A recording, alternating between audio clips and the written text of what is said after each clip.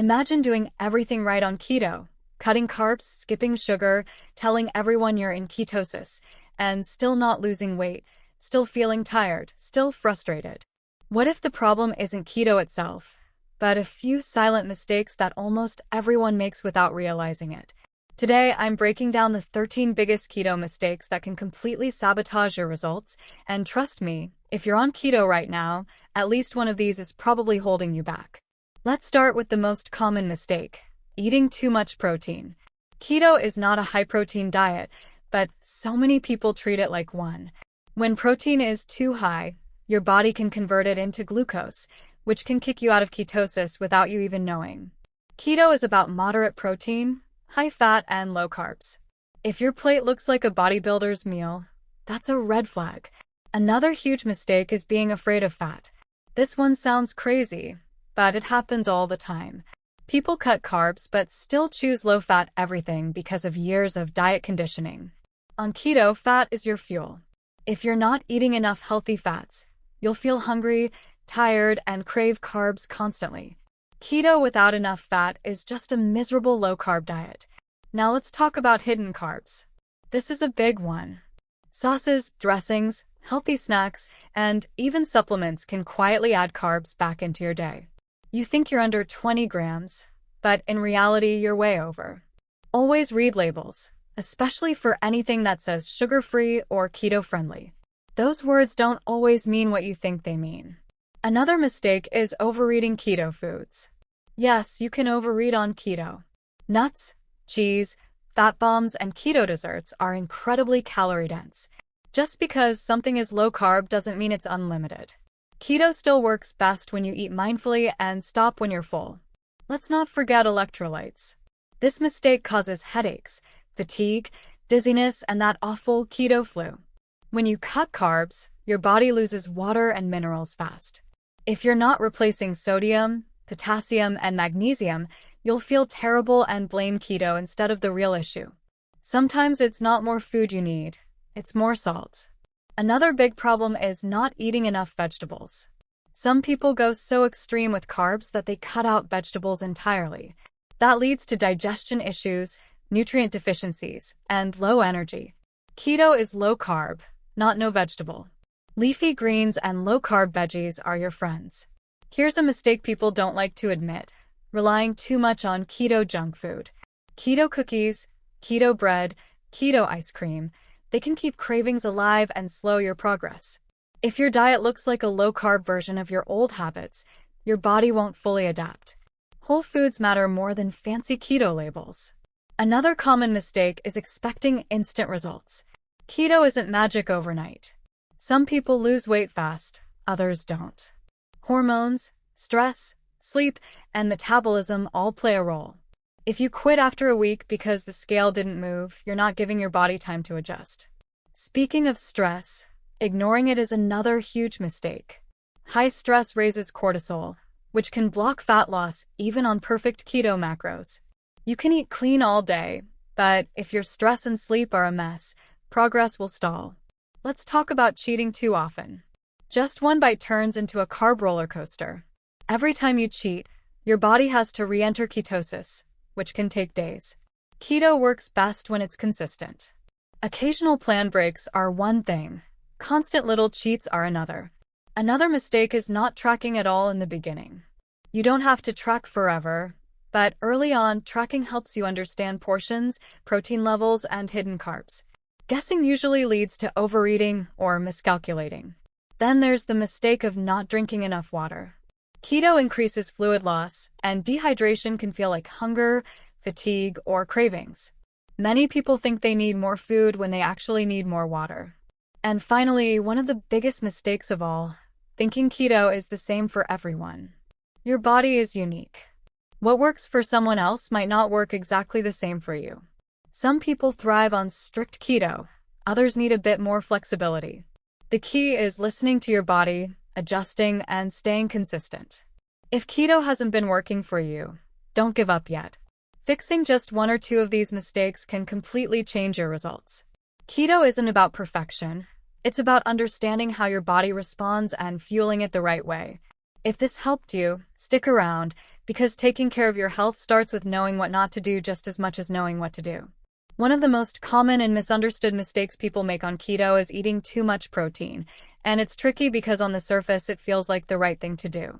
For years we've been told that protein is the hero nutrient, that more protein means more muscle, more fat loss, and better health. So when people switch to keto, they often bring that mindset with them. They cut carbs, add steak, chicken, eggs, protein shakes, and suddenly their plate looks like a high-protein bodybuilding diet instead of a true ketogenic one. The problem is that keto is not designed to be high protein. It's designed to be moderate protein with fat as the primary fuel source, and when protein intake goes too high, it can quietly sabotage ketosis without any obvious warning signs. When you eat excess protein, your body has a built-in mechanism that can convert some of that protein into glucose through a process called gluconeogenesis. This isn't inherently bad, it's actually a survival function, but on keto it can work against your goals.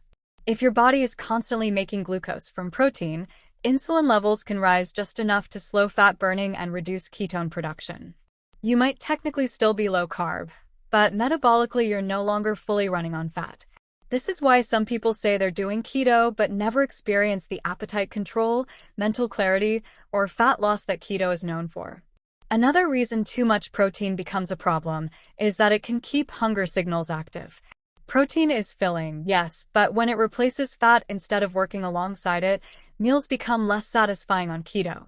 Fat is what provides long-lasting satiety on this way of eating.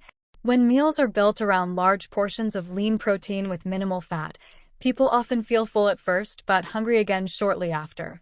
That leads to snacking, cravings, and the feeling that keto is hard or unsustainable, when in reality the macronutrient balance is simply off. Many people also overconsume protein without realizing it because protein foods are socially reinforced as safe and healthy. Grilled chicken breasts, egg whites, tuna, turkey slices, and protein bars are often eaten freely because they seem harmless. But on keto, these foods can push protein intake far beyond what your body actually needs. Unlike carbs, protein doesn't come with a clear warning label that says you've had too much. There's no immediate crash or bloating for most people, just slower progress, stubborn fat, and confusion about why results aren't matching effort. There's also the issue of protein shakes and supplements. A lot of people new to keto continue drinking protein shakes out of habit, especially if they came from a fitness background. These shakes can contain large doses of protein in a very easy-to-consume form, making it incredibly simple to overshoot your needs without feeling overly full. Even keto-friendly protein powders can contribute to this issue if they're used daily on top of already protein-heavy meals. The body doesn't distinguish between protein from whole food and protein from a shake when it comes to gluconeogenesis. Another layer to this mistake is misunderstanding what moderate protein actually means.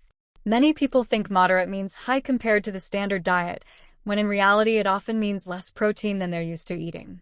Keto prioritizes fat for energy, protein for maintenance and repair, and carbs are kept very low. Protein needs are based on lean body mass, activity level, and individual metabolism, not on appetite alone. Eating protein until you're stuffed at every meal can easily push intake beyond that moderate range. This mistake becomes even more problematic for people trying to lose weight.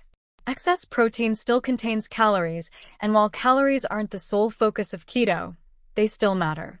Protein is less likely to be stored as fat than carbs, but it's not calorie-free. When combined with high-fat foods, very high protein intake can quietly push total calories higher than expected. People then wonder why weight loss has stalled even though carbs are low and meals seem clean. Another issue is that too much protein can delay fat adaptation. Keto works best when the body fully switches to using fat and ketones as its primary fuel source. If glucose is constantly being produced from excess protein, that transition becomes slower and less complete. Symptoms like low energy during workouts, brain fog, and inconsistent hunger can persist longer than necessary, making people think keto just doesn't work for them. What makes this mistake especially frustrating is that it's rarely talked about outside deeper keto discussions. Social media often promotes keto meals that are basically meat-heavy plates with little visible fat. Steaks, burgers, and grilled meats dominate the visuals, while the added fats that make keto effective are barely mentioned. This creates the impression that keto is just a meat-based diet, when in reality it's a fat-based one with protein playing a supporting role. It's also worth noting that protein tolerance varies from person to person. Some people can eat slightly higher protein and stay in ketosis, while others are far more sensitive. Factors like insulin resistance, stress levels, sleep quality, and activity level all influence how your body handles protein. This is why copying someone else's keto macros can backfire. What works perfectly for one person may stall another completely. Recognizing this mistake often brings a sense of relief because it explains so much. The constant hunger, the lack of ketone benefits, the stalled weight loss, and the feeling that keto is harder than it should be often traced back to protein crowding out fat. Once protein intake is adjusted and meals are built around adequate healthy fats, many people notice a dramatic shift. Hunger decreases, energy stabilizes, and the body finally feels like it's running the way keto promised it would, where food becomes fuel instead of a constant mental battle, and progress starts to align with effort and consistency over time as the body settles into a more efficient fat-burning state and the metabolic signals begin to support ketosis rather than quietly resisting it. One of the most damaging mistakes people make on keto is being afraid of fat, and this fear runs deep because it's been programmed into us for decades. From a young age, we were told that fat makes you fat, that eating fat clogs your arteries, slows your metabolism, and ruins your health. Low-fat labels were marketed as the gold standard of healthy eating, so when people transition to keto, they cut carbs but subconsciously keep that same low-fat mindset. They choose lean meats, avoid oils, skip butter, and hesitate to add fats to their meals, believing they're being responsible, when in reality they're starving their body of the very fuel keto depends on. Keto works on a completely different metabolic principle than most diets. When carbs are restricted, the body needs an alternative fuel source, and that fuel is fat. If dietary fat isn't coming in, the body struggles to function optimally. This is when people start feeling exhausted, irritable, weak, and constantly hungry. They assume keto is the problem, but the real issue is that their body has nothing to run on. Carbs are gone, fat is missing, and protein alone can't fill that energy gap efficiently. The result is a diet that feels punishing instead of empowering. Fear of fat also leads to meals that are unsatisfying. Fat is what provides satiety on keto. It slows digestion, stabilizes blood sugar, and keeps hunger hormones under control. Without enough fat, meals digest quickly, hunger returns fast, and cravings creep in. This creates a cycle where people feel like they're always thinking about food, always looking for snacks, and constantly battling the urge to quit. Keto is supposed to reduce hunger, not amplify it, but that benefit only happens when fat intake is adequate. Another problem with avoiding fat is that it prevents the body from fully adapting to fat burning. Fat adaptation is the process where your body becomes efficient at using fat and ketones for energy. This doesn't happen if fat intake is too low. The body stays stuck in an in-between state where carbs are gone but fat usage hasn't ramped up. Energy feels inconsistent. Workouts feel harder, mental clarity doesn't improve, and the promised benefits of keto never fully appear. People then assume keto just doesn't work for them, when the real issue is that they never allowed the metabolic shift to complete.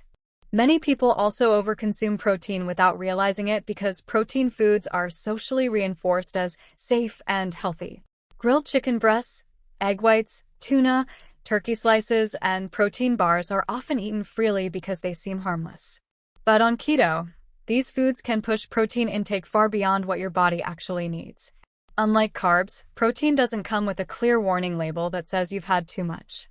There's no immediate crash or bloating for most people, just slower progress, stubborn fat, and confusion about why results aren't matching effort. There's also the issue of protein shakes and supplements. A lot of people new to keto continue drinking protein shakes out of habit, especially if they came from a fitness background. These shakes can contain large doses of protein in a very easy-to-consume form, making it incredibly simple to overshoot your needs without feeling overly full.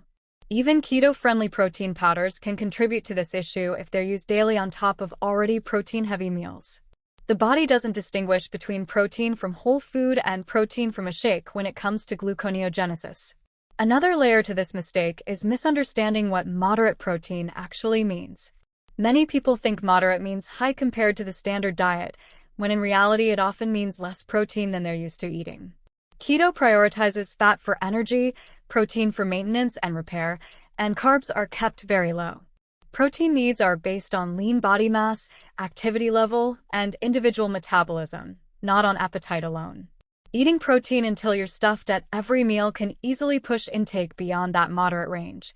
This mistake becomes even more problematic for people trying to lose weight.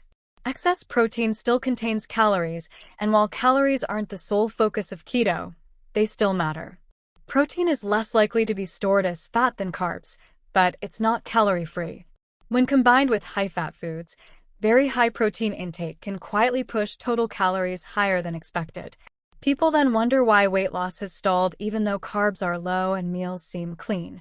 Another issue is that too much protein can delay fat adaptation. Keto works best when the body fully switches to using fat and ketones as its primary fuel source. If glucose is constantly being produced from excess protein, that transition becomes slower and less complete. Symptoms like low energy during workouts, brain fog, and inconsistent hunger can persist longer than necessary, making people think keto just doesn't work for them. What makes this mistake especially frustrating is that it's rarely talked about outside deeper keto discussions. Social media often promotes keto meals that are basically meat-heavy plates with little visible fat. Steaks, burgers, and grilled meats dominate the visuals, while the added fats that make keto effective are barely mentioned. This creates the impression that keto is just a meat-based diet, when in reality it's a fat-based one with protein playing a supporting role. It's also worth noting that protein tolerance varies from person to person. Some people can eat slightly higher protein and stay in ketosis, while others are far more sensitive. Factors like insulin resistance, stress levels, sleep quality, and activity level all influence how your body handles protein. This is why copying someone else's keto macros can backfire. What works perfectly for one person may stall another completely. Recognizing this mistake often brings a sense of relief because it explains so much. The constant hunger, the lack of ketone benefits, the stalled weight loss, and the feeling that keto is harder than it should be often traced back to protein crowding out fat. Once protein intake is adjusted and meals are built around adequate healthy fats, many people notice a dramatic shift.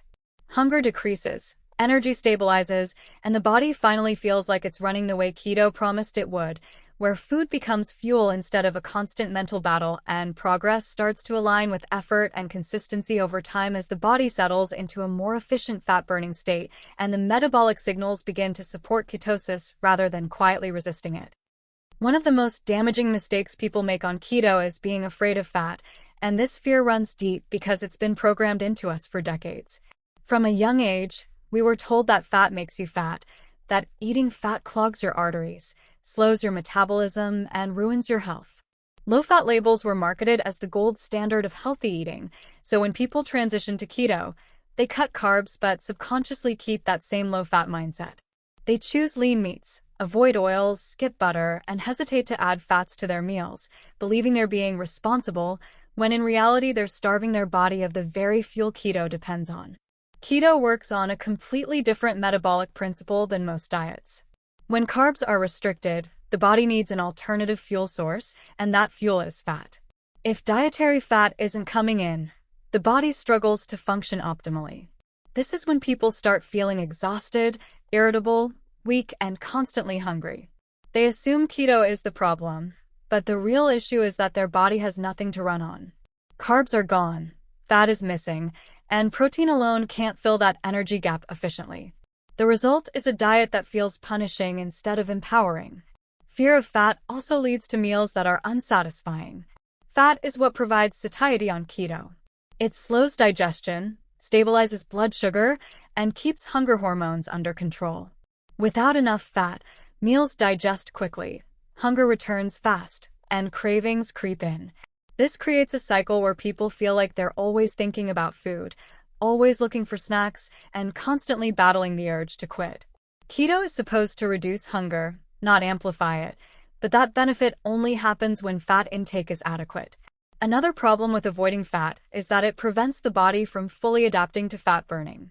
Fat adaptation is the process where your body becomes efficient at using fat and ketones for energy.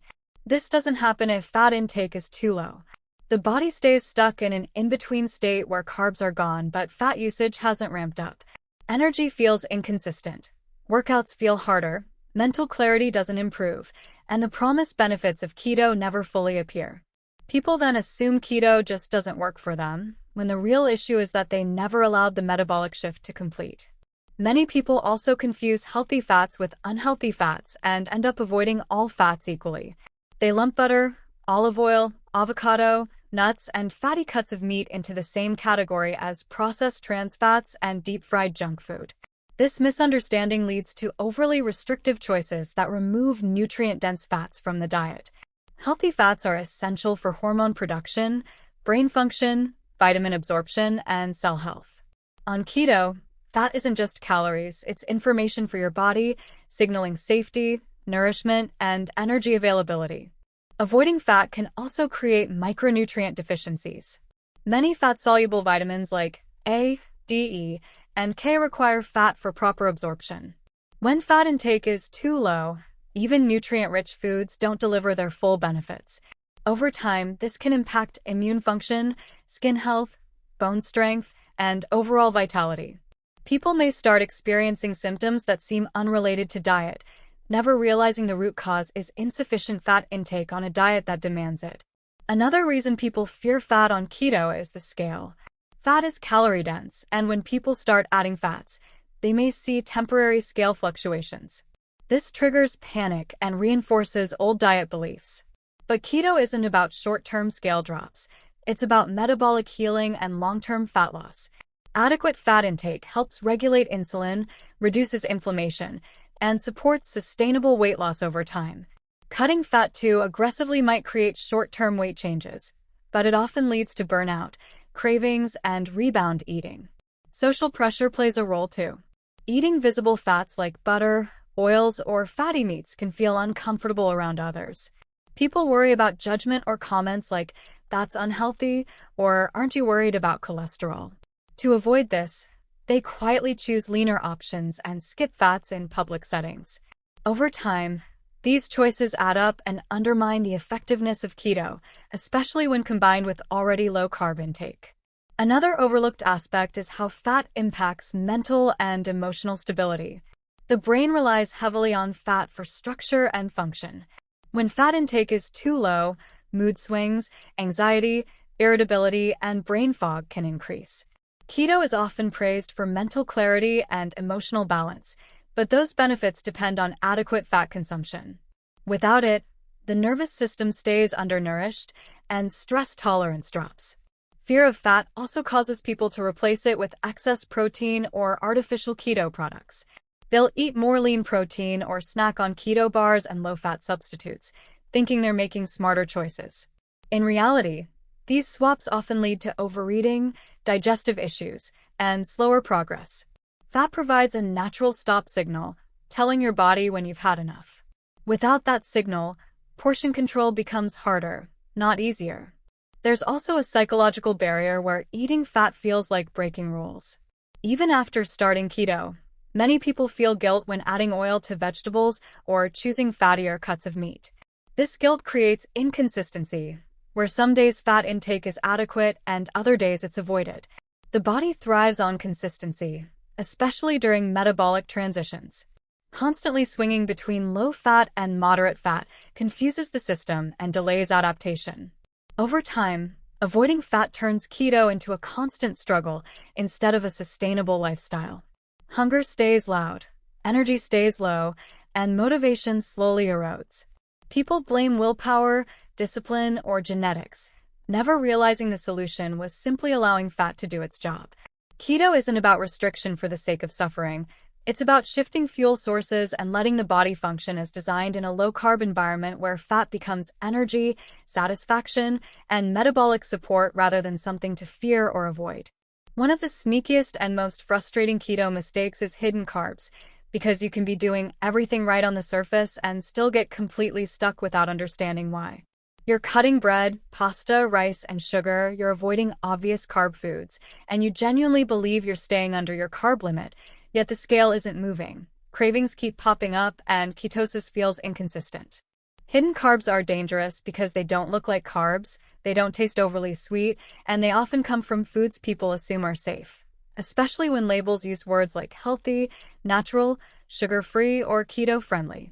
Sauces and condiments are one of the biggest sources of hidden carbs.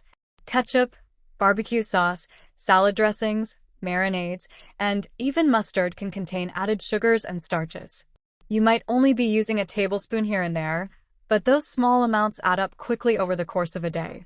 On keto, where carb limits are already low, just a few hidden sources can push you out of ketosis without you realizing it.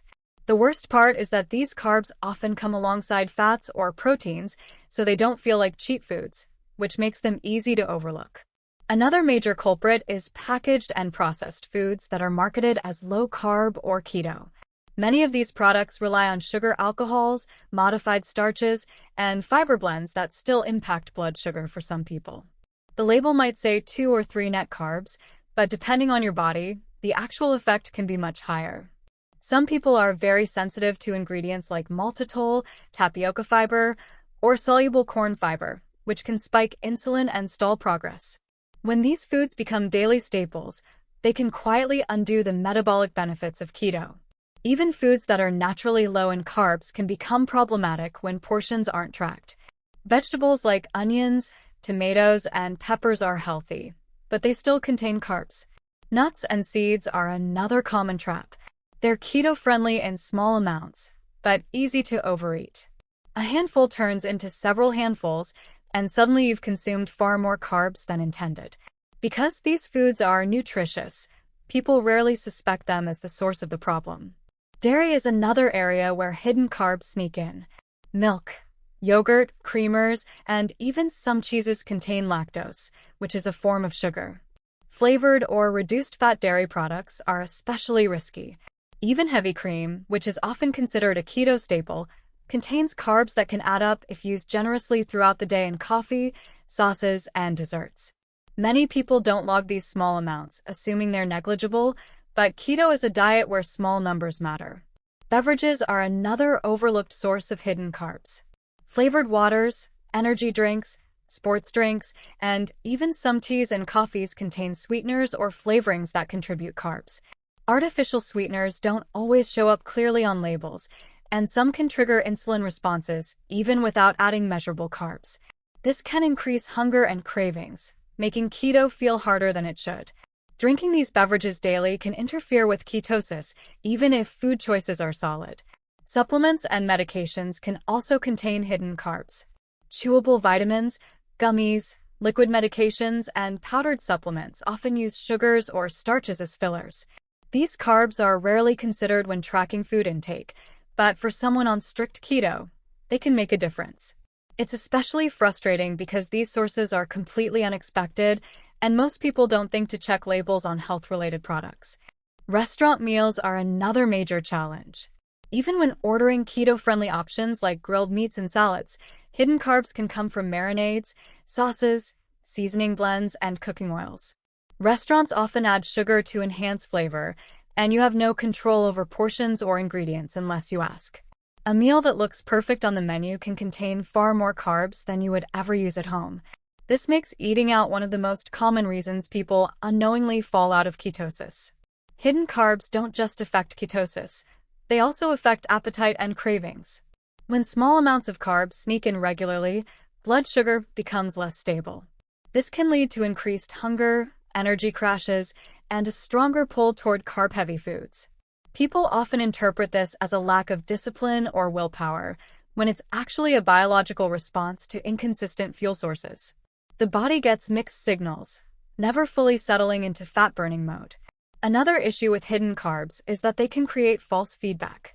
Someone may test ketones occasionally and see inconsistent results, leading them to believe ketosis is unreliable or unnecessary.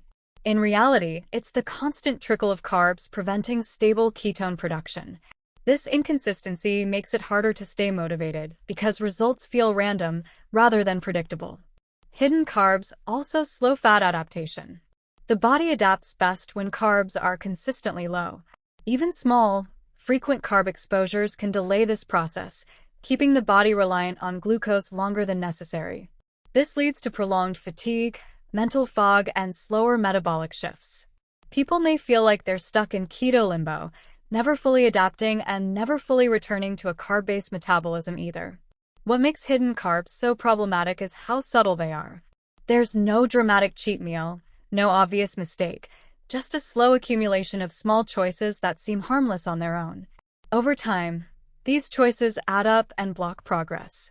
The solution isn't extreme restriction or fear of food, but awareness.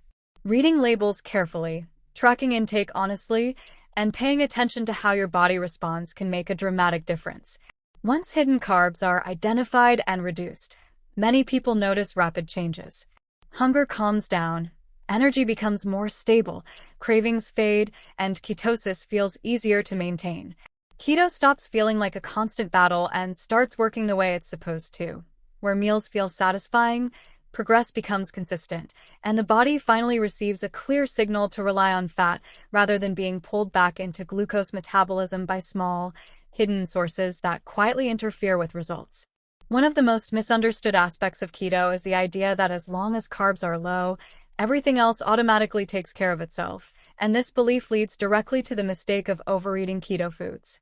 People hear that calories don't matter on keto or that fat is unlimited, so they start eating large portions of nuts, cheese, oils, butter, cream, and keto desserts without paying attention to how much they're actually consuming.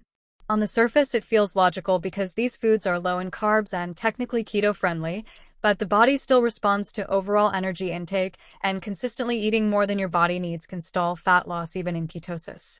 Keto foods are incredibly calorie-dense, which means it doesn't take large volumes to add up quickly.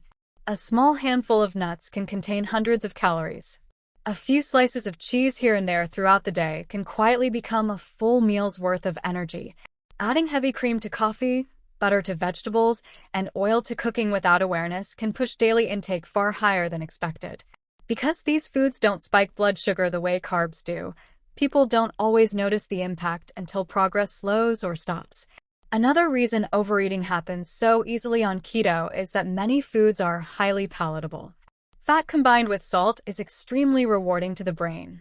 Keto snacks, fat bombs, and desserts are designed to taste indulgent, which makes portion control harder. Even though they're low-carb, they can trigger the same overeating behaviors that people struggled with before starting keto. When these foods become daily habits rather than occasional treats, they can keep the appetite stimulated instead of allowing hunger to naturally decrease. There's also a psychological component where people feel justified eating more because they've cut carbs. After years of restriction on other diets, keto can feel freeing, and that freedom sometimes turns into excess. People think, I'm finally allowed to eat these foods, and the pendulum swings too far. Without awareness, this can create a pattern where keto becomes a constant grazing diet rather than structured, satisfying meals that naturally regulate intake. Another issue is eating out of habit rather than hunger. Keto foods are often convenient and easy to snack on. Cheese, nuts, cured meats, and keto bars don't require preparation, so they're eaten mindlessly while working, watching TV, or scrolling on a phone. Because blood sugar remains stable, there's no immediate negative feedback, which makes it harder to recognize that eating isn't actually necessary. Over time, this habitual eating can significantly increase calorie intake without ever feeling like overeating. Overeating keto foods can also interfere with fat burning because the body prioritizes burning dietary fat before stored body fat. When large amounts of fat are constantly coming in from food, the body has less reason to tap into its own fat stores. Ketosis doesn't automatically mean fat loss. It simply means fat is being used for fuel, and that fuel can come from either the plate or the body. If the plate always provides more than enough, weight loss can stall. This mistake is especially confusing because hunger may still feel low. Keto reduces appetite for many people, but that doesn't eliminate the pleasure of eating. You can eat beyond hunger purely for taste, habit, or comfort. Because the classic signs of overeating like bloating or blood sugar crashes are absent, it's easy to believe everything is fine even when progress has slowed. The scale may stall for weeks, leading to frustration and confusion. Another factor is the overuse of keto desserts and substitutes. Keto cookies, brownies, ice creams, and breads are designed to mimic high-carb foods.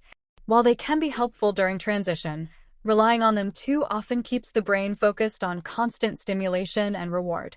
This can lead to eating when not hungry and maintaining emotional connections to food that keto is supposed to help calm. Even when these products fit macros, they can interfere with intuitive eating. Portion distortion also plays a role. When foods are labeled keto-friendly, people assume normal portion rules don't apply.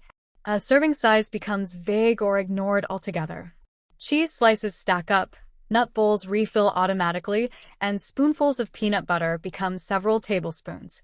Without intentional portion awareness, daily intake can easily exceed what the body needs for fat loss or maintenance. Overeating can also be a response to stress, boredom, or fatigue. Keto doesn't eliminate emotional eating. It just changes the food choices involved.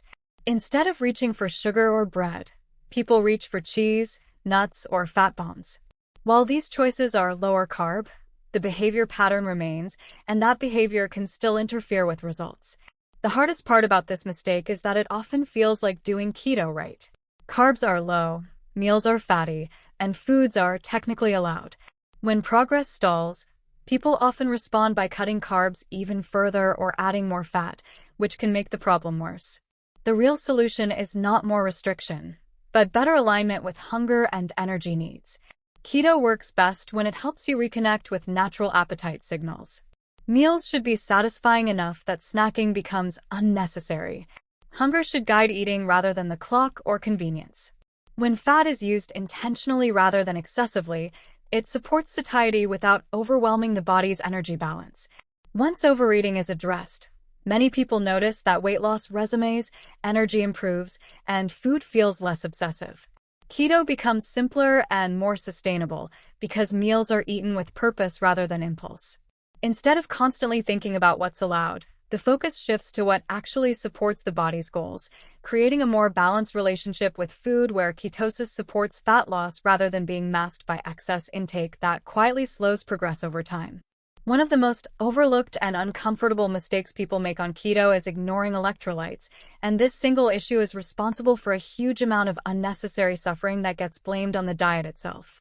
Headaches, fatigue, dizziness, muscle cramps, brain fog, weakness, heart palpitations, and that general feeling of being unwell that people call the keto flu are very rarely caused by keto being harmful. In most cases, they are caused by a rapid loss of electrolytes that no one warned you about or explained clearly enough before you started. When you reduce carbohydrates, your body goes through a major hormonal shift. Insulin levels drop, and one of insulin's lesser-known jobs is helping the kidneys retain sodium. When insulin drops, sodium is flushed out through urine. Along with sodium, your body also loses water, potassium, and magnesium. This is why people often lose several pounds of water weight in the first week of keto. What feels like fast fat loss is mostly fluid loss, and with that fluid loss goes the minerals your nerves, muscles, and brain depend on to function properly. If those electrolytes are not replaced, the body starts to struggle. Sodium is essential for nerve signaling, blood pressure regulation, and muscle contraction. Potassium plays a key role in heart rhythm, muscle movement, and cellular energy. Magnesium supports hundreds of enzymatic reactions, helps muscles relax, and calms the nervous system. When these minerals drop too low, symptoms appear quickly and can feel alarming, especially for people who are new to keto and don't expect to feel worse when trying to eat healthier. One of the reasons this mistake is so common is because most diet advice still promotes low sodium intake as a universal rule. People come into keto already afraid of salt, and then they unknowingly increase their salt loss by cutting carbs. They drink more water to flush things out, which further dilutes electrolytes, making symptoms worse. The result is exhaustion, headaches that don't respond to painkillers, lightheadedness when standing up, and an overall sense that something is wrong. Another reason electrolytes are ignored is that hunger and thirst signals become confusing during the transition to keto. When electrolytes are low, the body can interpret that imbalance as hunger. People think they need more food, so they eat more fat or protein, but the symptoms don't improve. This leads to overeating, frustration, and the belief that keto makes them feel weak or sick. In reality, the body is asking for minerals, not calories. Muscle cramps are one of the clearest signs of electrolyte imbalance, especially cramps in the legs, feet, or hands. These can appear suddenly, often at night, and can be intense.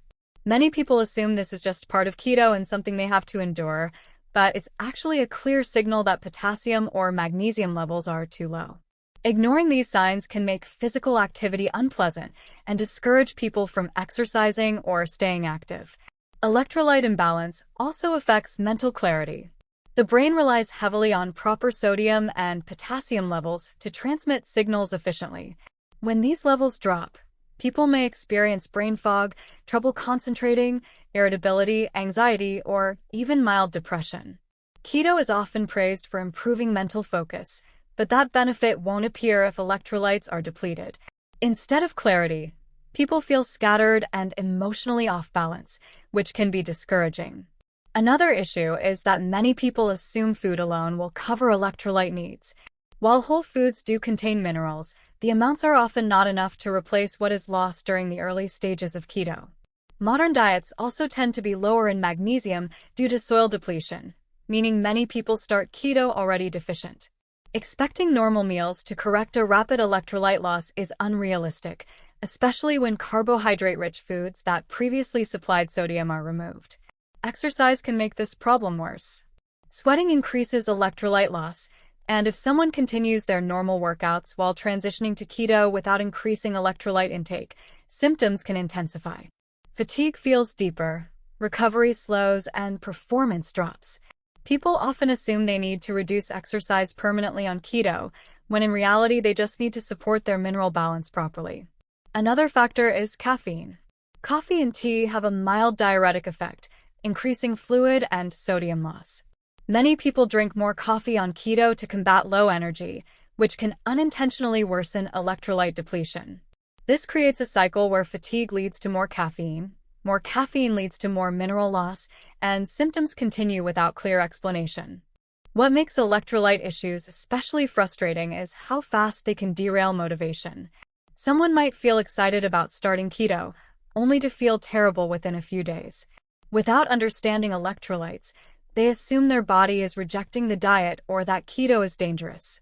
They quit before their body ever has a chance to adapt, carrying the belief that keto made them sick when the real problem was never addressed. Electrolytes are not a short-term concern only during the first week. While the initial loss is most dramatic early on, electrolyte needs remain higher on keto compared to a high-carb diet. Lower insulin levels mean ongoing sodium loss, and active individuals may need even more. Ignoring this long-term can lead to chronic low-grade symptoms that prevent people from fully enjoying the benefits of keto. Another overlooked point is that hydration and electrolytes must be balanced.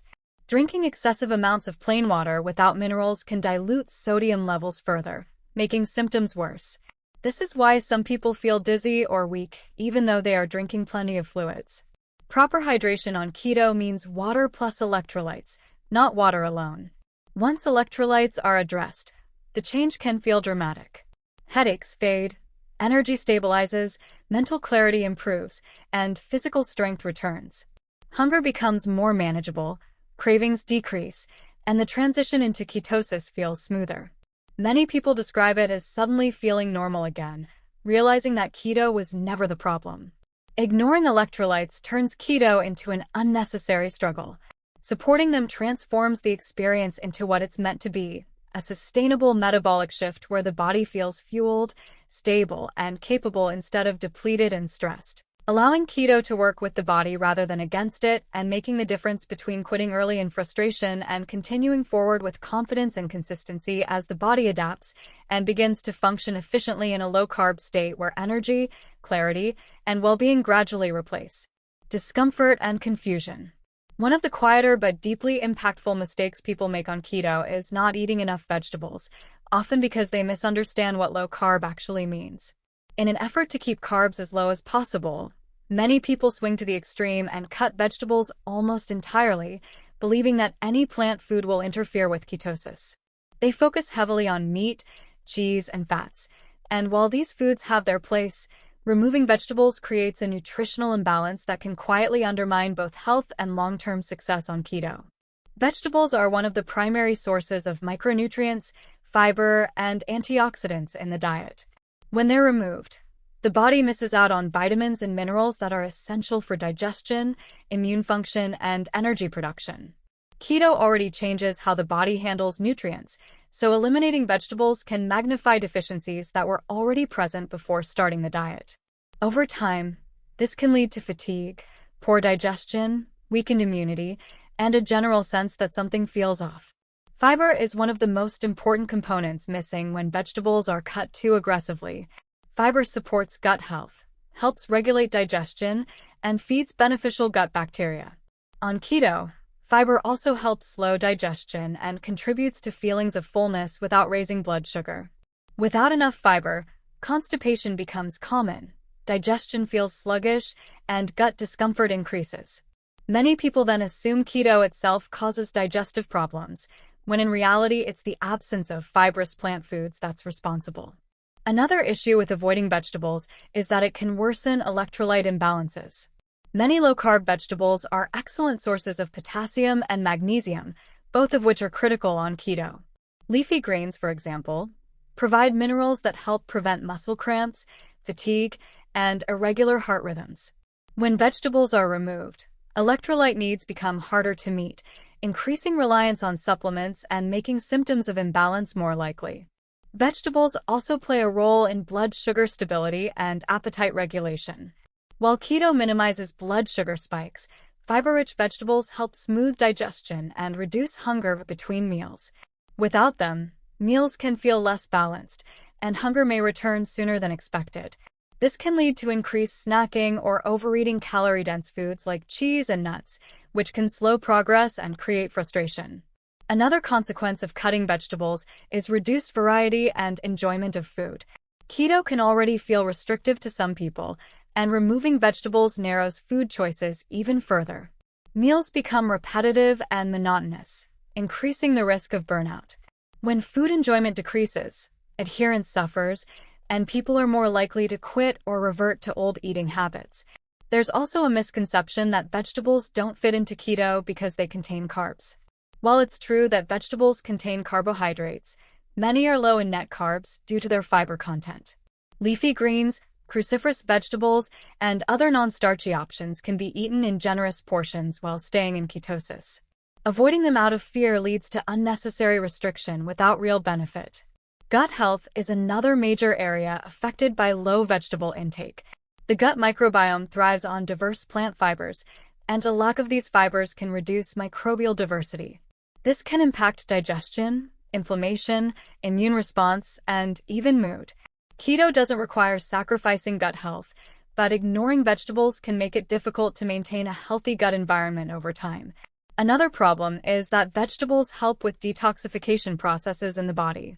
Compounds found in vegetables support liver function and help the body process waste products efficiently. When these foods are missing, detox pathways may become less efficient, contributing to sluggishness, headaches, and general discomfort, especially during the early stages of keto when the body is already adjusting to metabolic changes. Avoiding vegetables can also affect hormonal balance. Certain micronutrients found in vegetables play a role in hormone production and regulation. When intake is low, subtle hormonal disruptions can occur, affecting energy levels, mood, sleep, and weight loss. This is particularly important for women, who may be more sensitive to nutrient imbalances. Some people cut vegetables because they believe they slow weight loss. While vegetables add volume and small amounts of carbs, they often support fat loss by improving satiety and reducing the likelihood of overeating. Removing them can have the opposite effect, leading to higher calorie intake from dense foods and less control over hunger. Another issue is that without vegetables, meals can become overly focused on protein and fat, increasing the risk of imbalances in macronutrients. Vegetables provide balance and structure to meals, making it easier to maintain moderate protein intake and appropriate fat consumption. Without them, plates can skew heavily toward meat and cheese, increasing the likelihood of the other keto mistakes that slow progress. Long-term sustainability is also affected. Keto is often most successful when it evolves into a lifestyle rather than a short-term diet. Including vegetables allows for more flexibility, creativity, and nutritional completeness, making it easier to maintain keto over months or years. A vegetable-free approach may work briefly, but is difficult to sustain without negative consequences. Another subtle effect of low vegetable intake is its impact on inflammation. Many vegetables contain anti-inflammatory compounds that help reduce chronic inflammation in the body. Without these compounds, inflammation may increase, which can interfere with fat loss, recovery, and overall health. Keto can reduce inflammation, but that benefit is amplified when paired with nutrient-dense plant foods. People sometimes avoid vegetables because they experience bloating early on. This often happens when the gut is adjusting, not because vegetables are harmful.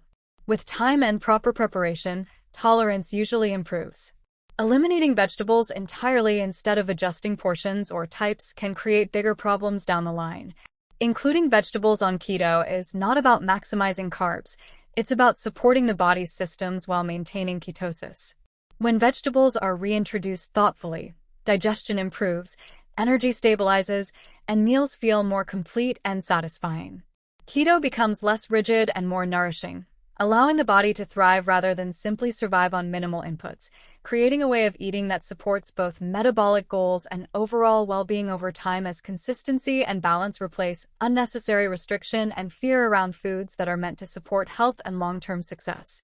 One of the most tempting mistakes on keto is relying too heavily on keto junk food, because it feels like the best of both worlds. You get to stay low carb while still enjoying cookies, bread, chips, ice cream, and snacks that look and taste like the foods you used to love. At first, this feels exciting and liberating, especially if you've struggled with restriction in the past. But over time, depending on these foods can quietly sabotage your progress and keep you stuck in the same patterns keto is supposed to help you escape. Keto junk food is designed to mimic high-carb foods, and that mimicry matters more than most people realize. Even if the ingredients technically fit keto macros, the brain doesn't fully distinguish between real sugar and sweet flavors. Sweetness and highly processed textures stimulate reward centers in the brain, reinforcing cravings and food-seeking behavior. Instead of allowing cravings to fade as your body adapts to fat burning, keto junk food keeps those cravings alive and active.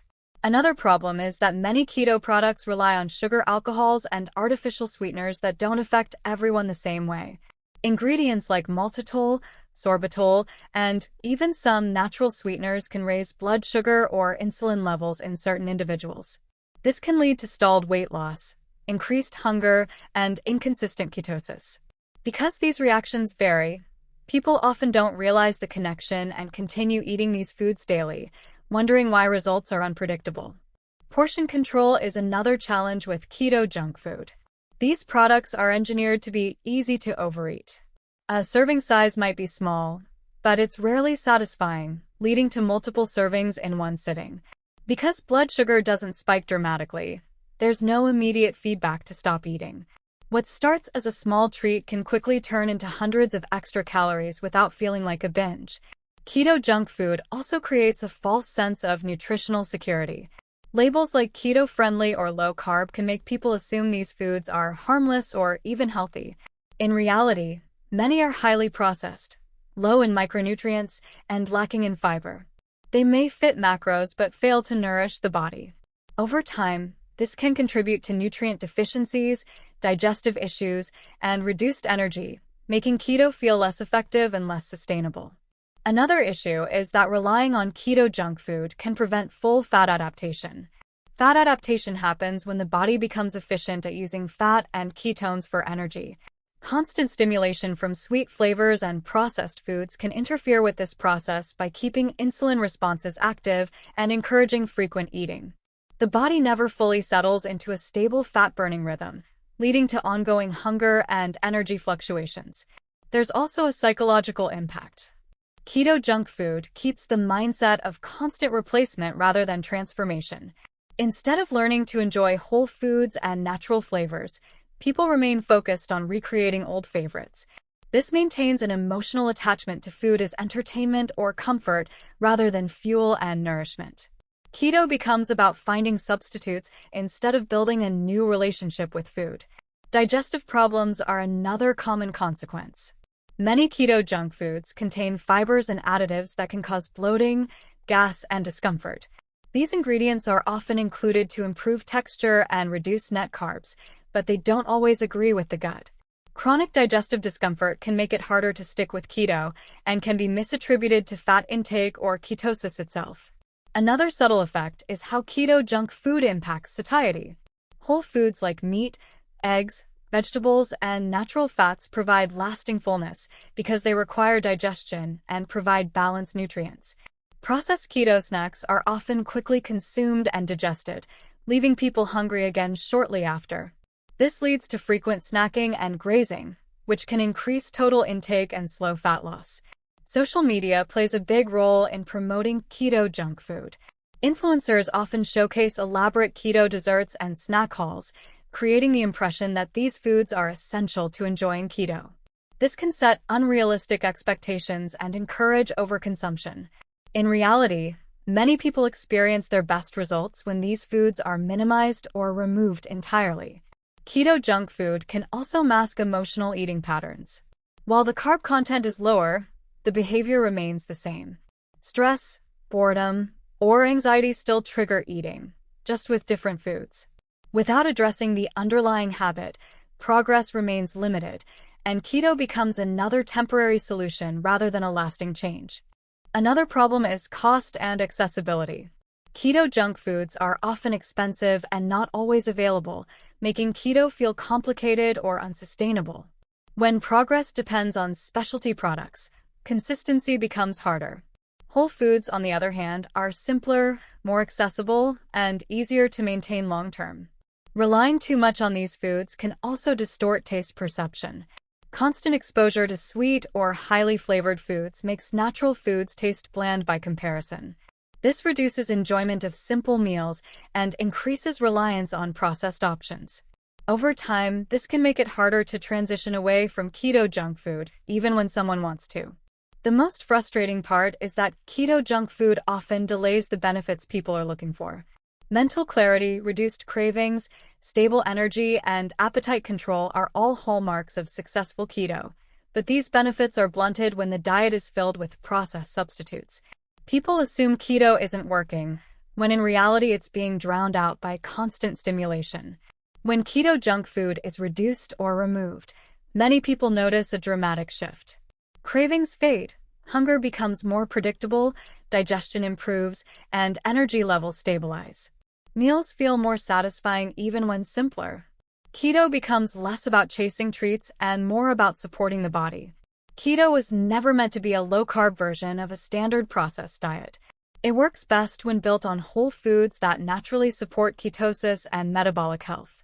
Keto junk food may have a place as an occasional tool, but when it becomes the foundation, it undermines the very benefits people are seeking, keeping them trapped in cycles of craving, overeating, and frustration instead of allowing the body to fully adapt, stabilize, and thrive in a way that feels sustainable, nourishing, and aligned with long-term health rather than constant dependence on substitutes that look like progress but quietly hold it back. One of the most discouraging mistakes people make on keto is expecting instant results, because this expectation sets them up for frustration before their body has even had a chance to adapt. Keto is often advertised with dramatic before and after stories and rapid weight loss claims, so when people don't see immediate changes, they assume they're doing something wrong or that keto simply doesn't work for them.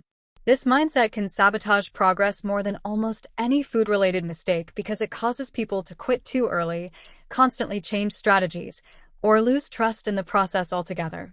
When you start keto, your body doesn't immediately switch from burning carbs to burning fat. For most people, it has spent years, sometimes decades, relying primarily on glucose for energy. That metabolic system doesn't shut off overnight.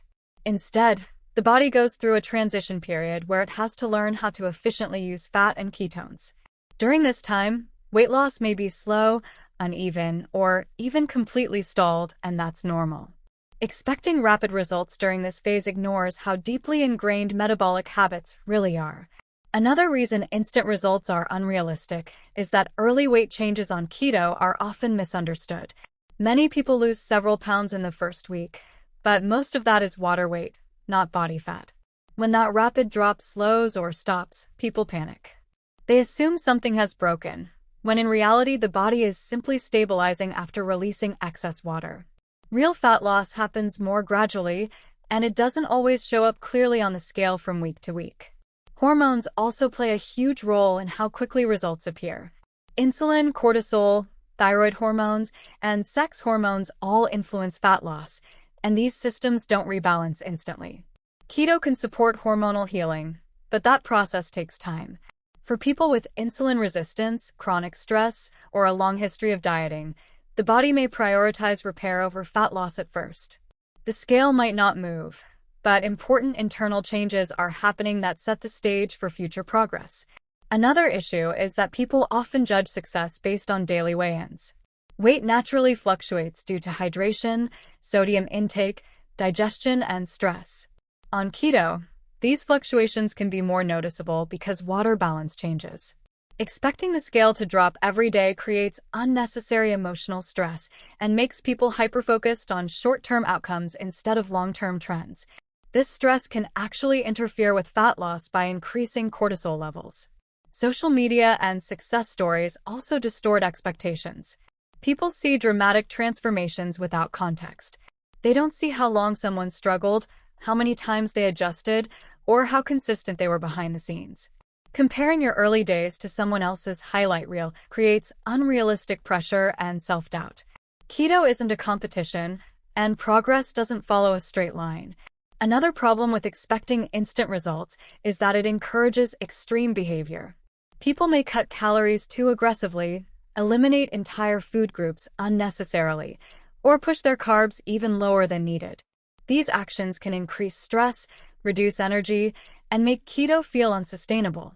Instead of supporting adaptation, they often slow it down, creating a cycle where effort increases but results don't. Impatience also leads to constant program hopping. Someone might start keto, give it a week or two, then add fasting, then cut protein, then add supplements, then quit altogether. Each change resets the adaptation process. The body never has time to respond fully to any one approach. Consistency is one of the most important factors in keto success, but expecting instant results undermines that consistency. Another overlooked aspect is that non-scale victories often appear before weight loss does. Increased energy, reduced cravings, better mental clarity, improved digestion, and more stable moods are signs that keto is working, even if the scale hasn't moved yet. When people are focused only on weight, they miss these signals and assume nothing is happening. Over time, ignoring these improvements can lead to discouragement and quitting despite meaningful progress. Expecting instant results can also make people misinterpret normal stalls. Weight loss rarely happens in a straight downward line. Plateaus are common and often temporary. The body sometimes pauses fat loss while it adjusts hormonally or replenishes glycogen in muscles. These pauses are not failures, but when expectations are unrealistic, they feel like proof that keto has stopped working. Sleep and stress further complicate timelines. Poor sleep can slow fat loss dramatically, even on perfect keto macros. High stress increases cortisol, which can cause water retention and fat loss resistance. If someone is stressed about not seeing results fast enough, they may unknowingly create the very conditions that delay those results. Another reason instant results are misleading is that sustainable fat loss is meant to be gradual. Rapid weight loss often comes with muscle loss, hormonal disruption, and rebound weight gain. Keto's real power lies in its ability to stabilize appetite, improve metabolic health, and create long-term changes. These benefits unfold over weeks and months, not days. People who succeed long-term on keto are often the ones who let go of rigid timelines.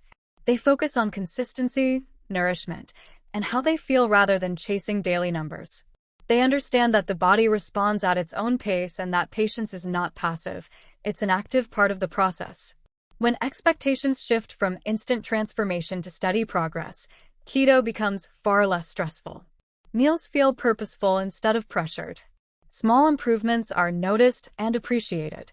The urge to quit fades because success is no longer measured by speed alone. Keto is not a quick fix. It's a metabolic shift, and shifts take time. The body needs repetition, consistency, and safety signals to change how it fuels itself. When you allow that process to unfold without rushing it, results tend to appear naturally, often in ways that are more sustainable and meaningful than rapid weight loss ever could, creating a foundation where progress builds gradually, confidence grows quietly.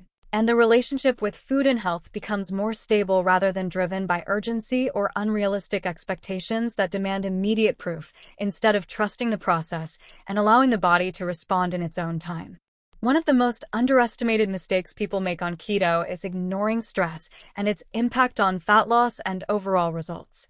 Many people focus entirely on carbs, macros, and calorie intake, believing that eating perfectly is enough to achieve success, but the body is far more complex than that. Stress influences hormones, metabolism, appetite, and energy, and neglecting it can completely undermine the benefits of keto, even when food choices are flawless. High stress levels create a hidden obstacle that many beginners don't anticipate, and it can make the difference between seeing progress and feeling stuck. Stress triggers the release of cortisol, a hormone produced by the adrenal glands that prepares the body for a fight-or-flight response. While cortisol is essential for short-term survival, chronic elevation creates problems. High cortisol increases insulin resistance, which makes it harder for the body to burn fat efficiently. It also encourages the storage of fat, particularly around the midsection, even when carb intake is low and calories are controlled. People often wonder why their weight loss has stalled despite doing everything right, when the hidden factor is persistent stress affecting their hormones and metabolism. Sleep and stress are tightly linked. Poor sleep elevates cortisol, impairs recovery, and reduces energy levels, which directly impacts adherence to keto. When you're tired and stressed, hunger hormones like ghrelin increase, and satiety hormones like leptin decrease, making it much easier to overeat or crave high-calorie keto snacks. Even if you are eating within your carb limits, your body may respond as though it needs more energy because stress signals tell it to prepare for perceived danger. Mental stress from work, relationships, or personal pressures can be just as impactful as physical stress. People often underestimate how daily mental strain affects their metabolism. When the brain perceives ongoing stress, it communicates with the endocrine system, maintaining elevated cortisol levels and signaling the body to hold onto fat stores. This is why some people may appear to be stuck, even though they are following keto meticulously. The body is prioritizing survival over fat loss, interpreting stress as a reason to retain energy reserves. Another factor is emotional eating. Stress drives cravings and food-seeking behavior. Keto is supposed to help stabilize appetite and reduce cravings, but chronic stress can override these benefits. People may reach for keto-friendly comfort foods like cheese, nuts, fat bombs, or desserts in response to stress, which increases calorie intake and slows progress.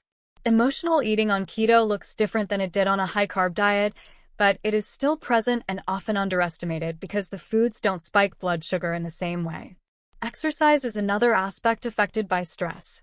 While exercise is generally beneficial, high-stress individuals may find that intense workouts elevate cortisol even further, especially when combined with inadequate recovery or sleep.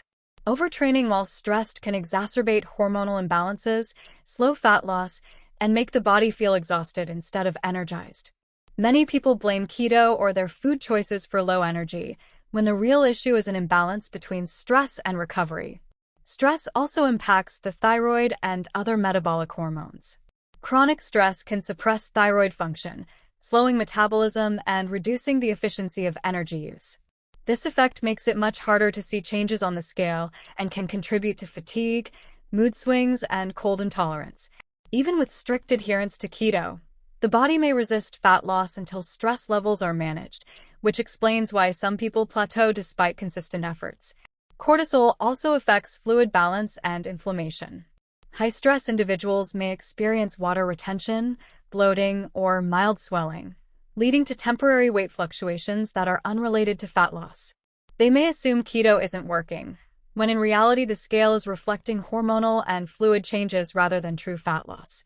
This can create discouragement and a sense of failure, even when metabolic processes are improving internally.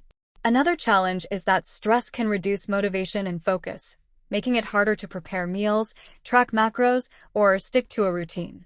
Even small lapses under stress, skipping meals, eating too quickly, or choosing convenient keto foods that are calorie-dense, can add up over time.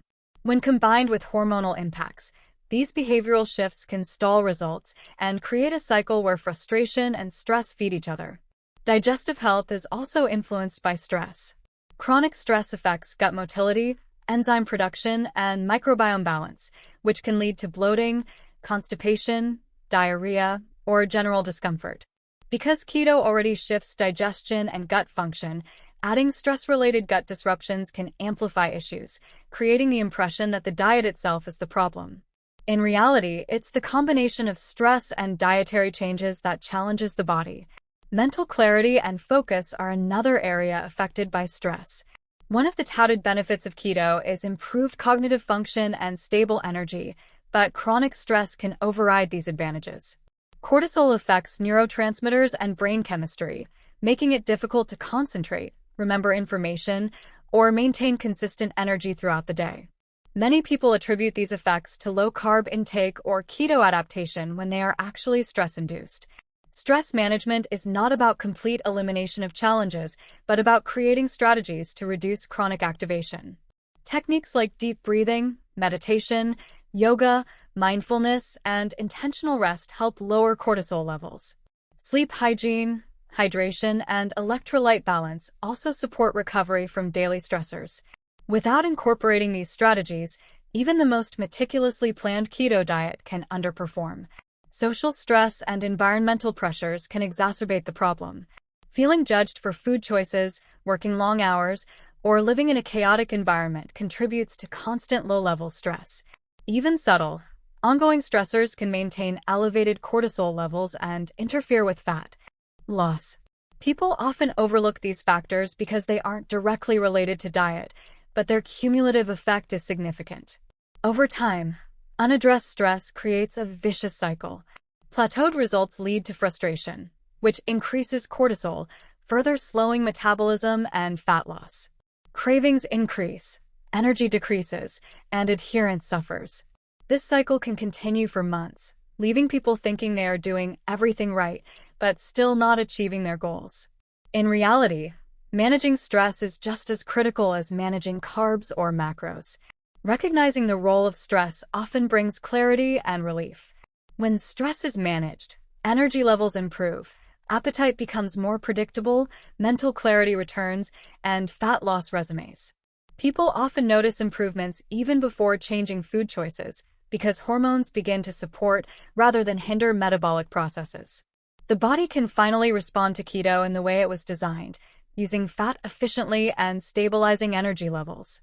Stress is a silent driver of stalled progress that is easy to overlook but extremely powerful. Keto is not just about carbs, fat, and protein. It's about creating a metabolic environment where the body can function optimally. Ignoring stress undermines this environment, delaying adaptation, reducing fat loss, and creating unnecessary frustration. Addressing stress transforms keto from a rigid, challenging diet into a sustainable lifestyle where energy, mental clarity, appetite regulation, and fat loss all improve naturally as the body adapts to a low-carb, high-fat fuel source in a way that is fully supported by both nutrition and balanced hormonal function. One of the most common mistakes people make on keto is cheating too often, and this seemingly small decision can have a much larger impact than most realize. Keto is designed to be a consistent metabolic approach that shifts the body from burning glucose to primarily burning fat. Each time you consume a significant amount of carbohydrates, even a single cheat meal, your body temporarily exits ketosis and returns to glucose as its main fuel. This isn't inherently bad once in a while, but frequent cheating disrupts the metabolic adaptation process, making it harder to achieve the benefits that keto promises. Many people underestimate how quickly the body responds to carbs. Even a single slice of bread, a sugary dessert, or a high-carb snack can halt ketone production and spike insulin. The body essentially returns to a carb-burning state for hours, sometimes longer, depending on the amount and type of carbohydrate consumed. This means that all the hard work of the previous days or weeks can be temporarily undone, and the person may feel as though they are back at square one. For those who are very sensitive to carbs, this effect can be even more pronounced, with cravings, bloating, and fatigue returning immediately. Cheating too often also interferes with fat adaptation. One of the main benefits of keto is the body's ability to efficiently use fat for energy, both from dietary sources and stored body fat. When carb intake is inconsistent, the body never fully commits to fat burning. Frequent spikes in glucose prevent the metabolic shift from stabilizing, which means energy levels remain unpredictable, hunger returns more quickly, and mental clarity is diminished. People may interpret this as keto not working, when, in reality, inconsistency with carbs is the culprit. Psychologically, cheating can create a cycle of guilt and stress. Many people feel ashamed after eating a high-carb food, which can trigger emotional eating, overeating, or even abandonment of the diet entirely. This guilt often compounds the problem by increasing stress and cortisol levels, which further hinders fat loss and energy stability. Over time, repeated cheating can erode confidence and motivation, making keto feel unsustainable even when the individual is otherwise following it correctly. The timing and frequency of cheats matter more than most people realize. A one-off planned cheat can be incorporated without significantly impacting results if it is controlled and infrequent. However, unplanned or repeated cheats throughout the week create metabolic instability. Each instance requires the body to transition back into ketosis, which can take anywhere from 24 to 72 hours depending on the individual's metabolic flexibility, activity level, and protein intake. During this time, fat loss slows, hunger can spike, and ketone levels fluctuate, creating a frustrating experience for someone trying to stay consistent. Cheating too often can also mask other keto mistakes. Someone who frequently indulges in high-carb foods may struggle to identify issues like hidden carbs, overeating, or insufficient fat intake because the effects of cheating dominate metabolic responses. This can make it difficult to troubleshoot why progress has stalled, as the problem appears to be keto itself rather than inconsistency in following the diet. Social situations and environmental triggers are major contributors to frequent cheating. Parties, family meals, work events, and holidays often present high-carb temptations. While occasional indulgence is normal and socially manageable, giving in frequently without planning or moderation can undermine the metabolic benefits of keto. It's not just the carbs themselves, but the cumulative effect of repeated deviations that makes it hard for the body to adapt fully to fat burning. Another factor is that cheating can reignite cravings. Eating high-carb foods can stimulate dopamine and reward pathways in the brain, reinforcing the desire for similar foods in the future. Even after returning to keto, people may find themselves thinking about carbs more often, which can lead to additional cheating and a sense of loss of control. This cycle makes it harder to maintain consistency, as the brain associates keto with deprivation and high-carb foods with reward. Cheating too often can also affect water balance and digestion. Carbohydrates cause the body to retain water and glycogen, which can temporarily increase scale weight and bloating. People who are monitoring weight loss may misinterpret this as fat gain, creating discouragement and the false perception that keto is failing. Digestive upset can also occur when the body is not accustomed to sudden carb loads, including bloating, gas, or diarrhea, which further discourages adherence. Exercise and physical activity can amplify the effects of cheating. While being active may allow the body to use some of the glucose from a cheat meal, it does not fully prevent the disruption to ketone production or fat adaptation. Depending on intensity and timing, exercise may help with glycogen use, but does not eliminate the metabolic reset that occurs with carbohydrate consumption. Many people assume they can earn cheats through workouts, but the impact on consistency and ketosis is still significant. Cheating too often also delays long-term habit formation. Keto requires a period of metabolic training where the body learns to efficiently burn fat and regulate appetite. Frequent carb reintroduction interrupts this learning process, making it harder for the body to rely on fat as its primary fuel. Over time, this slows progress, reduces the appetite-suppressing effects of keto, and makes the diet feel more like a temporary restriction than a sustainable lifestyle. Planning and awareness are key to preventing the negative effects of cheating. Occasional, controlled indulgences can be integrated without derailing progress if they are intentional, limited in scope, and accounted for in overall carb intake. The goal is consistency, not perfection. By understanding how frequent cheating impacts metabolism, cravings, and energy levels, people can make informed decisions that support long-term success rather than immediate gratification at the cost of progress. When cheating is minimized or strategic, many people notice a dramatic improvement in results. Energy stabilizes, cravings decrease, mental clarity improves, and fat loss becomes more consistent. Keto becomes less stressful and more predictable, and the psychological burden of worrying about mistakes diminishes. The body finally has the opportunity to fully adapt to fat burning, which reinforces the benefits of the diet and creates a more sustainable, manageable lifestyle. Reducing cheating too often transforms keto from a cycle of frustration and inconsistency into a stable, long-term approach that supports both metabolic health and confidence in one's ability to stay on track over time. One of the most overlooked but critical mistakes people make on keto is not drinking enough water. Hydration is essential for everyone, but it becomes even more crucial when following a ketogenic diet because of the unique way the body handles fluids and electrolytes on low carbs. Many beginners underestimate just how much water they need on keto, assuming that as long as they eat right, fluids will take care of themselves. The truth is that dehydration can slow progress, cause discomfort, and mimic symptoms people mistakenly attribute to the diet itself, creating unnecessary frustration and confusion. When you drastically reduce carbohydrates, your body loses its stored glycogen. Glycogen binds water, about 3 to 4 grams of water per gram of glycogen, so as glycogen stores decrease, the body releases significant amounts of water. This is part of why many people notice rapid initial weight loss in the first week or two of keto, but it also means that fluid levels can drop quickly. If water intake is not increased to compensate, dehydration can develop silently, manifesting as fatigue, headaches, dry mouth, dizziness, or difficulty concentrating. Another issue is that electrolyte balance and hydration are tightly linked. Sodium, potassium, and magnesium are excreted along with water in the early stages of keto. Drinking insufficient water can concentrate these electrolytes and cause imbalances, while overdrinking plain water without electrolytes can dilute them further. Both extremes lead to symptoms like muscle cramps, weakness, heart palpitations, and brain fog. Adequate hydration is therefore not just about drinking fluids, it's about supporting electrolyte homeostasis as well. Many people rely too heavily on thirst as a signal for hydration, but thirst can be an unreliable indicator, especially on keto. The body may experience subtle dehydration long before thirst triggers a noticeable response. By the time you feel thirsty, you may already be underhydrated, affecting energy, mood, and performance.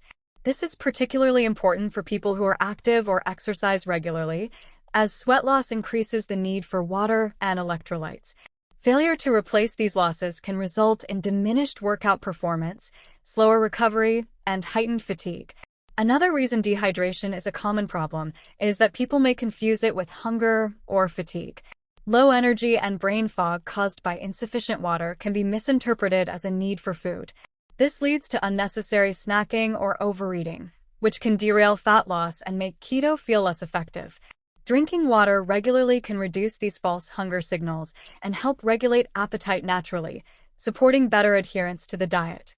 Dehydration can also impact digestion and bowel regularity. Water is necessary for proper digestion, nutrient absorption, and smooth bowel movements. On keto, fiber intake may already be lower than usual due to reduced fruit and certain vegetable consumption, so inadequate hydration compounds the risk of constipation or digestive discomfort. People often blame the diet itself for these issues, when the root cause is usually a combination of low fiber and insufficient fluid intake. Exercise and physical activity highlight the importance of hydration even further. Working out on keto without proper fluid replacement can exacerbate dehydration, causing dizziness, lightheadedness, cramping, and decreased performance. The body relies on water for temperature regulation, joint lubrication, and nutrient transport during activity. Inadequate hydration compromises these processes, making physical activity feel harder than it should, and sometimes leading people to incorrectly assume that keto is negatively affecting energy levels. Another subtle effect of dehydration is its impact on cognitive function. The brain is highly sensitive to fluid levels, and even mild dehydration can impair focus, memory, and mental clarity. One of the celebrated benefits of keto is improved cognitive performance, but this benefit can be masked by insufficient hydration. People may feel mentally sluggish and mistakenly conclude that keto is ineffective, when simply drinking enough water could resolve the issue. Some people inadvertently worsen dehydration by consuming diuretics such as coffee or tea. While moderate amounts of caffeine are generally fine on keto, Excessive caffeine intake increases fluid loss through urine. Without adequate water replacement, this can accelerate dehydration and amplify symptoms like headaches, irritability, or lightheadedness. Understanding the balance between fluid loss and replacement is critical to maintaining both energy and metabolic function on keto. Hydration also plays a role in fat metabolism. Water is required for biochemical reactions that break down fat for energy. If water intake is insufficient, the body's ability to mobilize and oxidize fat may be impaired. This means that even when macros and calories are properly managed, dehydration can subtly slow fat loss and make progress feel slower than expected. Many people overlook this connection because the link between water and fat metabolism is less obvious than carbs or calories, yet it is foundational for optimal results. Another important consideration is how water intake affects cravings and food choices. Dehydration can be misinterpreted by the body as hunger, leading to unnecessary eating or craving high-calorie foods. On keto, this often manifests as cravings for high-fat or processed foods. Simply drinking water can reduce these false signals, helping to regulate appetite and support consistent, intentional eating patterns. It's also worth noting that hydration needs on keto may be higher than on a standard diet. Factors like reduced glycogen, increased urinary output, and activity level all contribute to higher daily water requirements. People often rely on old habits or general recommendations that are insufficient for the ketogenic lifestyle. Proactively drinking water throughout the day, rather than waiting for thirst, helps prevent the subtle, cumulative effects of mild dehydration that can affect energy, mood, and fat loss. Some beginners neglect water because it feels inconvenient or because they don't experience immediate negative effects. However, the consequences of chronic low hydration accumulate gradually, often manifesting as persistent fatigue, mental fog, or slow progress over weeks and months. These issues can be discouraging and are often blamed on the diet itself rather than something as simple as insufficient fluid intake. Once adequate hydration is established, the benefits are noticeable. Energy levels increase, focus improves, hunger is better regulated, digestion becomes smoother, and exercise performance enhances. Many of the early discomforts of keto, often mistakenly labeled as side effects of carbohydrate restriction, can be alleviated by drinking enough water and maintaining electrolytes. Meals feel more satisfying, cravings decrease, and overall well-being improves. Hydration is not just about water volume, it's about balance. Adequate electrolytes, mindful fluid intake, and attention to individual needs create a foundation where the body can function optimally on keto. By ignoring this, people inadvertently create conditions for fatigue, stalled weight loss, digestive problems, and mental fog.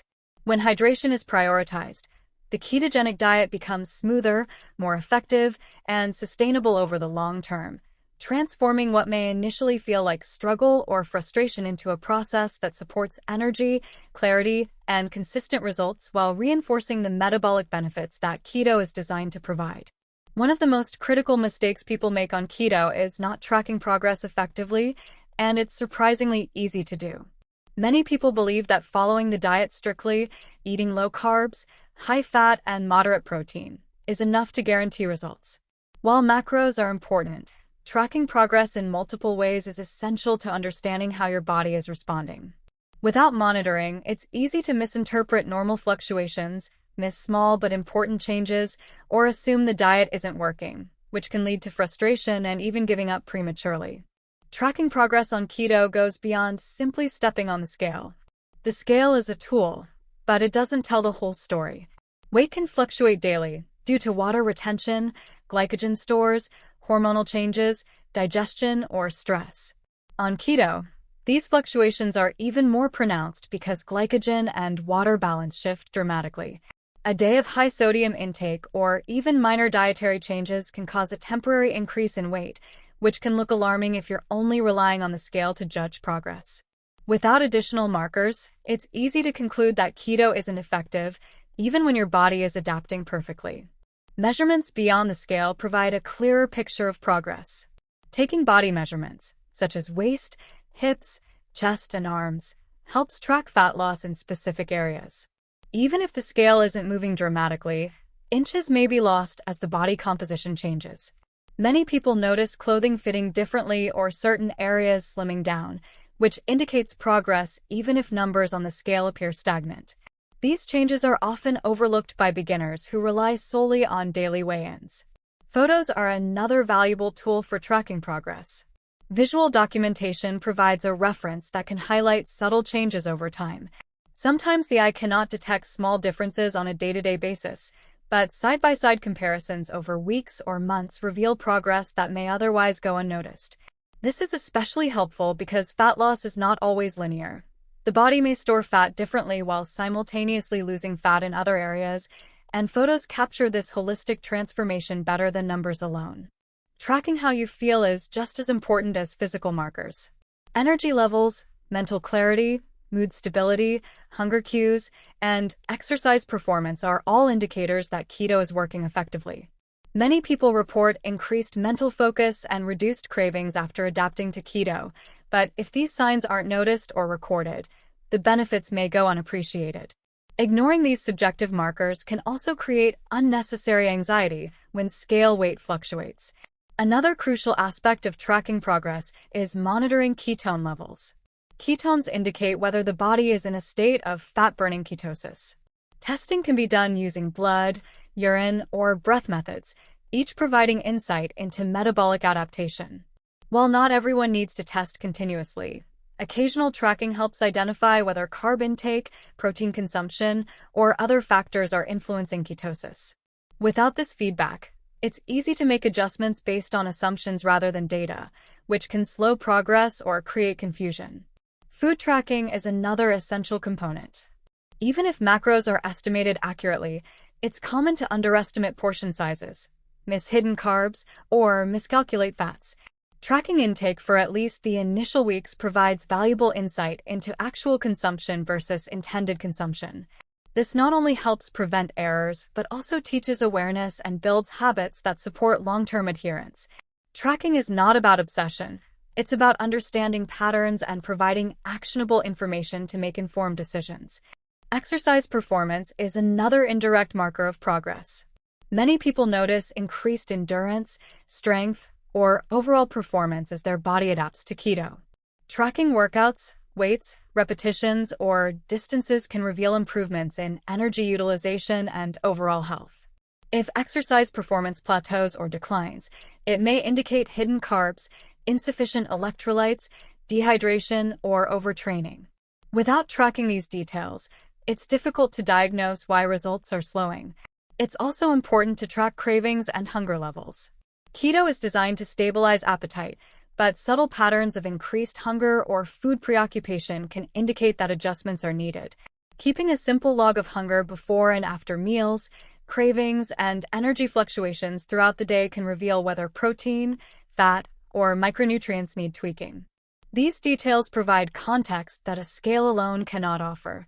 Sleep patterns are another key component of progress that often goes unnoticed.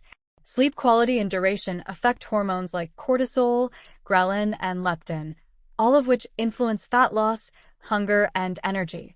Recording sleep patterns alongside diet and activity levels can reveal correlations between poor sleep and stalled weight loss, allowing for targeted adjustments rather than frustration or guesswork. Emotional and mental well-being should also be tracked. Stress, mood swings, irritability, and motivation levels impact adherence and metabolic response. Documenting these factors provides a holistic view of progress beyond physical changes. Over time, patterns emerge that highlight how lifestyle factors interact with diet, helping to identify underlying issues that might be hindering results. Another often overlooked aspect is tracking consistency. Keto is effective because it relies on metabolic adaptation over time, and even small deviations can affect results. Recording days of strict adherence versus deviations helps quantify consistency and provides perspective on progress. This record also allows for adjustments rather than self-criticism, giving a realistic picture of how diet, lifestyle, and behavior influence outcomes. Finally, tracking progress builds accountability and motivation. Seeing incremental improvements across multiple areas, weight, measurements, photos, energy, cravings, exercise performance, and sleep, reinforces that the diet is working even when individual metrics fluctuate. It transforms what might feel like guesswork into actionable insights, helping people adjust strategies, celebrate small wins, and maintain focus over the long term. Without tracking, progress is difficult to quantify, and discouragement can accumulate quickly, leading to unnecessary quitting or constant experimentation without clarity. By combining multiple tracking methods, weight, measurements, photos, energy, hunger, ketone levels, food intake, exercise performance, sleep, and mental well-being, people gain a complete picture of their adaptation and results. This comprehensive approach prevents misinterpretation, provides insight into hidden obstacles, and supports consistent progress. Tracking is not about perfection. It is a tool to empower individuals, helping them make informed decisions, adjust strategies when necessary, and maintain confidence in the process. Over time, proper tracking transforms keto from a trial-and-error experiment into a structured, data-informed approach, where small adjustments are based on evidence rather than guesswork, creating an environment where long-term success, health, and metabolic adaptation are achievable and sustainable, reinforcing both confidence and clarity throughout the journey.